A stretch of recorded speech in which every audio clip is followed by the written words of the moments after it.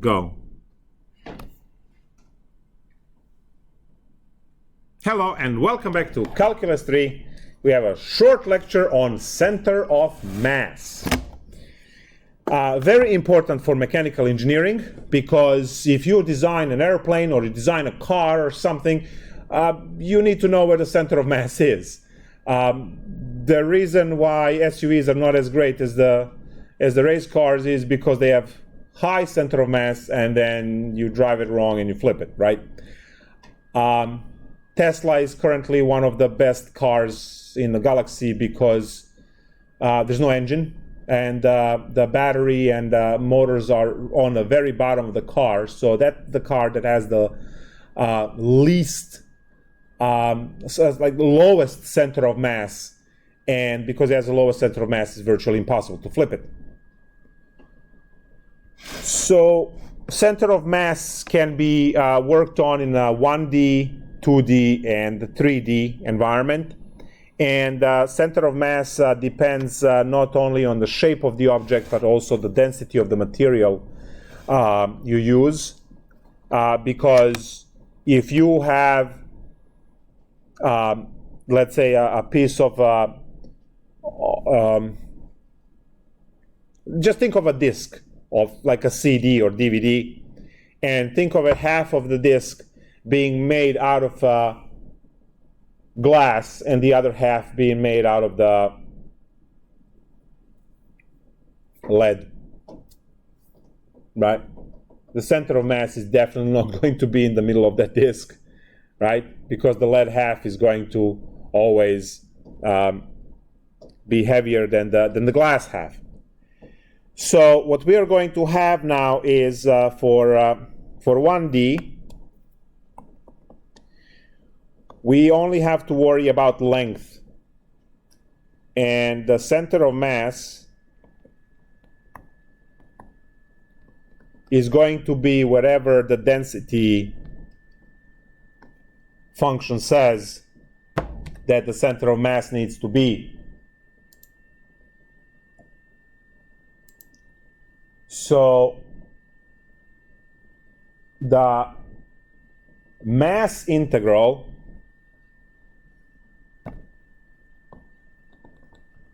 in 1D is integral a to b of rho of x dx. Now this rho of x is the density function.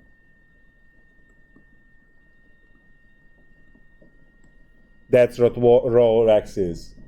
Rho of x is a density function.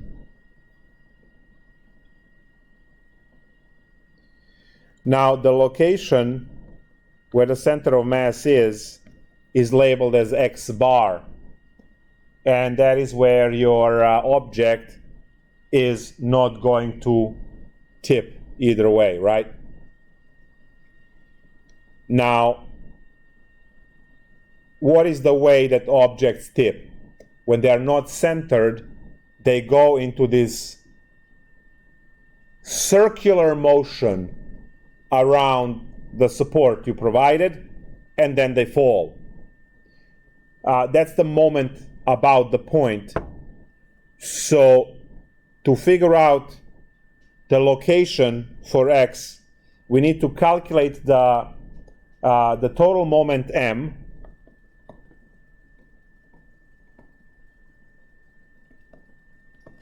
which is given by the integral a to b x rho of x dx, and then finally we have that x bar is equal to the moment divided by mass.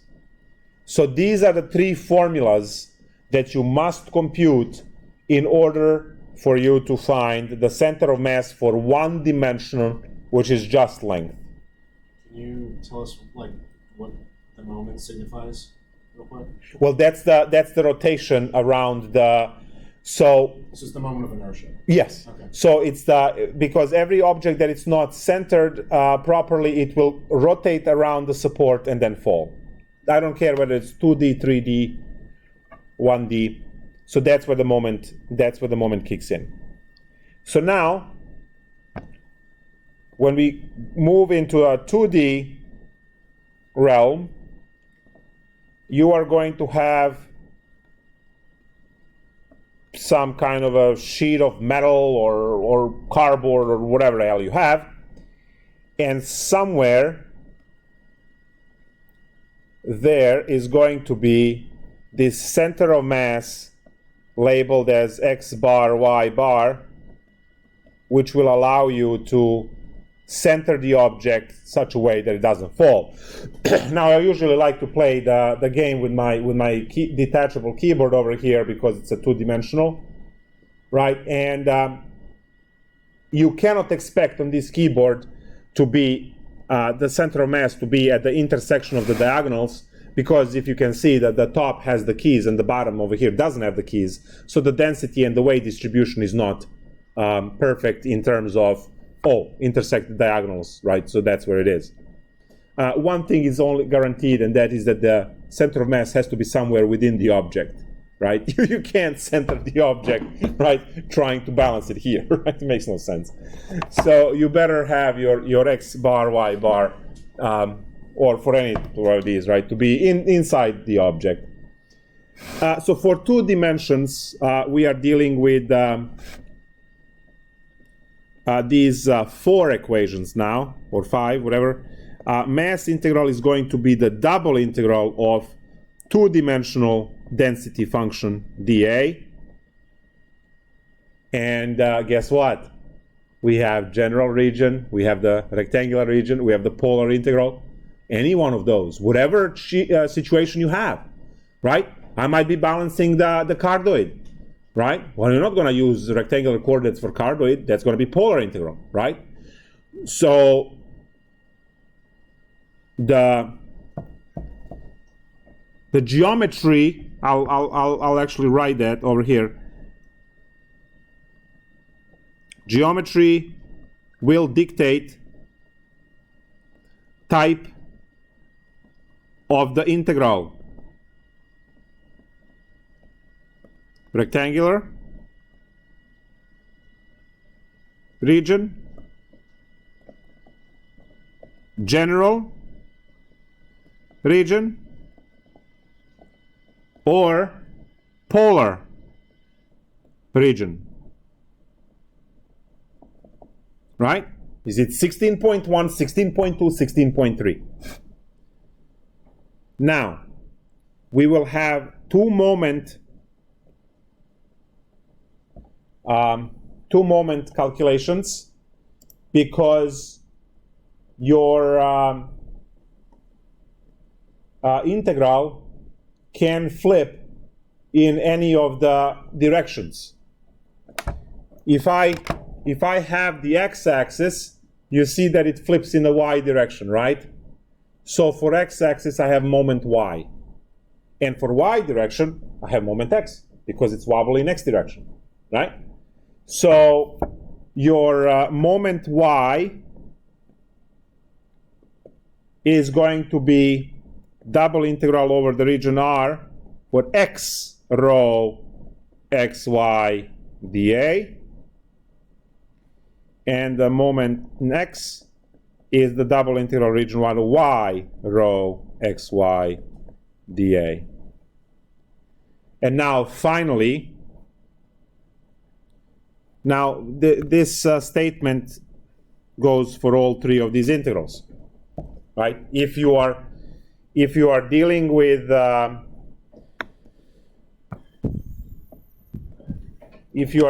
polar, then all three are polar. If you're dealing with rectangular, they are rectangular, and so on. Finally, we have the equations that we are waiting for. So my divided by m, and y bar is mx divided by m.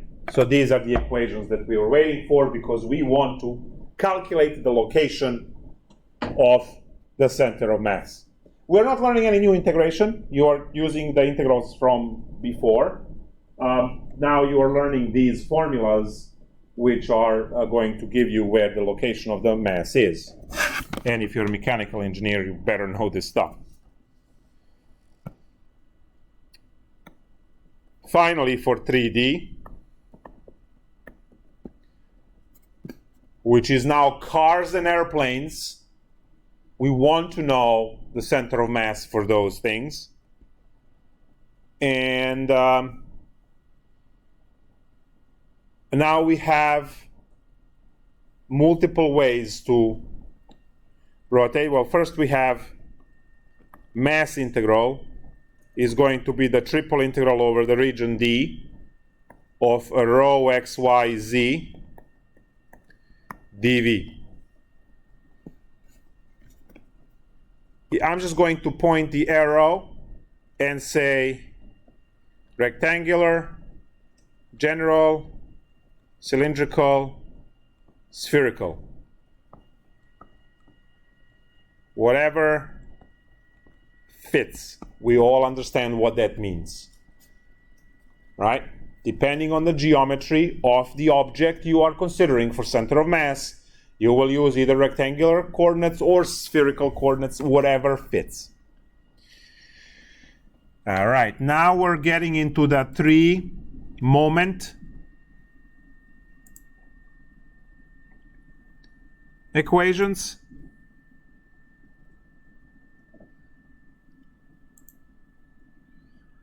And those are also easy to remember because we have moment. We'll start with the moment of y, z, and that's the one that is going to have x here, times rho x, y, z dv. That one will produce x bar as m, y, z divided by mass m.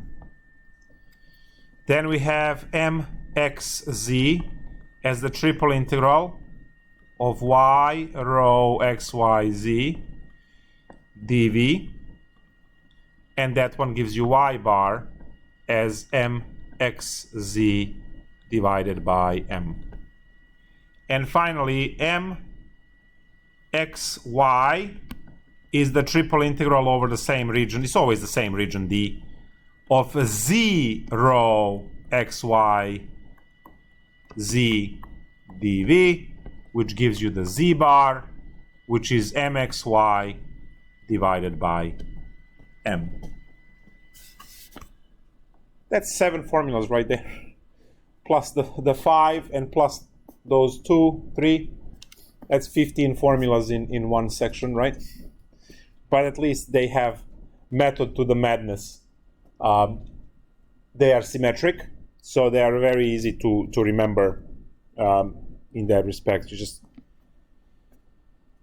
all of them have density function, and then x, y, z each one. You will stare at this 5 seconds. You will pick up the pattern. The most important part, obviously, for all of this is to again decide what are the coordinate system that you want to work with, because the coordinates you guys pick, right? I mean, the problem dictates which one. You don't want to work in a wrong coordinate system ever, because it's going to give issues with the integration, right? If you have a circle, you know this from before. If you have a circle, then work in polar coordinates, because you are going to be using trig substitution to integrate, right? Why? Just switch the coordinate system so you don't have to deal with that annoyance. And in some cases, the problems cannot even be done at all. I gave you the example of e to the x squared plus y squared, which cannot be solved in rectangular realm at all. But as soon as you switch it to polar realm, x squared plus y squared becomes r squared, and then your string r dr d theta provides the r for the basic u sub, and you can actually solve the problem. So there's that.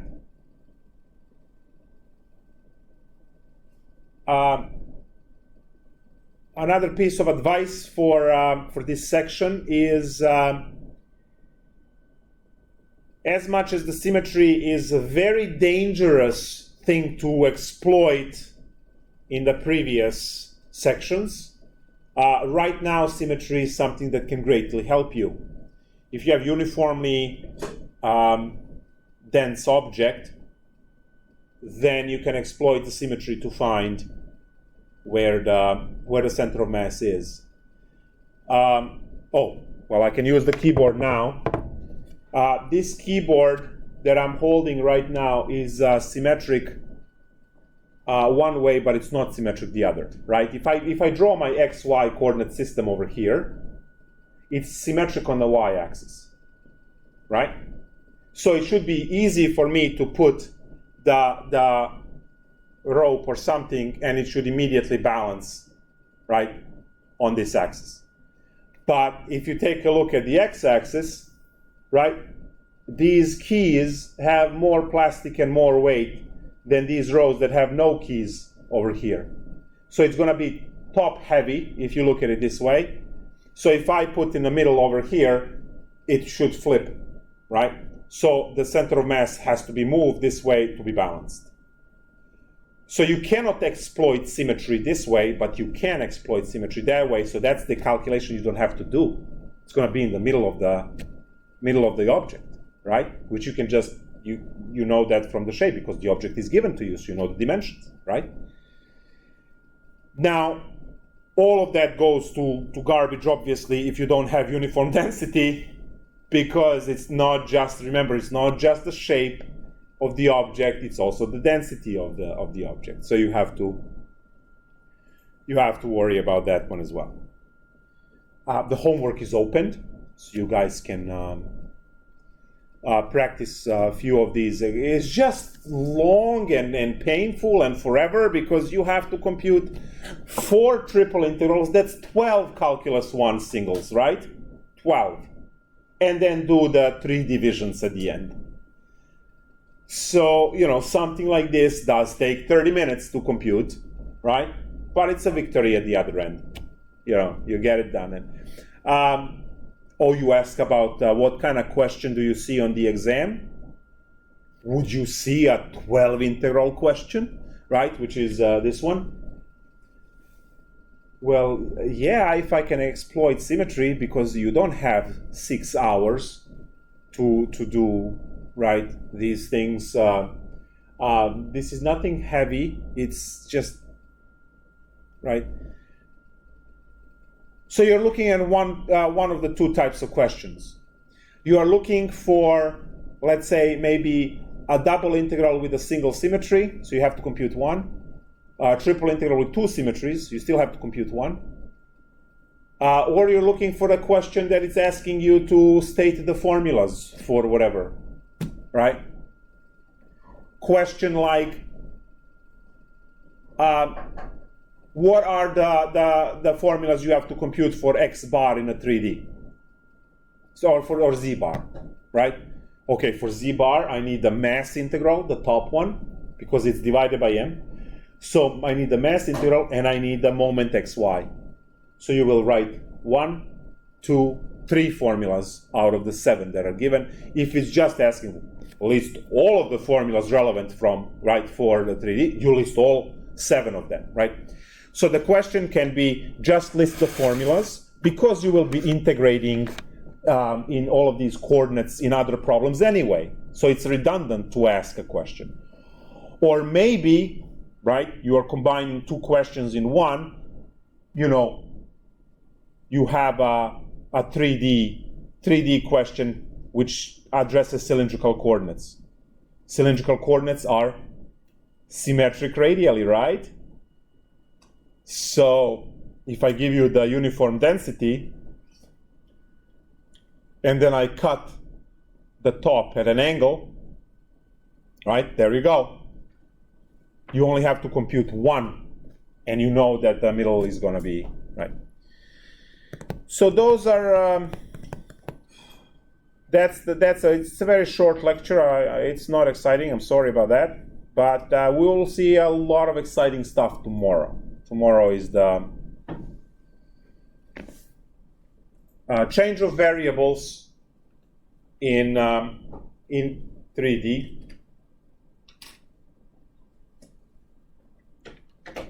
So we are going to move our dx dy integrals and make a uv substitution to make them du dv.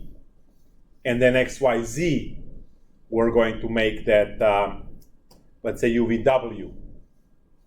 And that will involve a lot of calculations and mess, but we'll get through it. So that's tomorrow. I'll see you all then. Bye.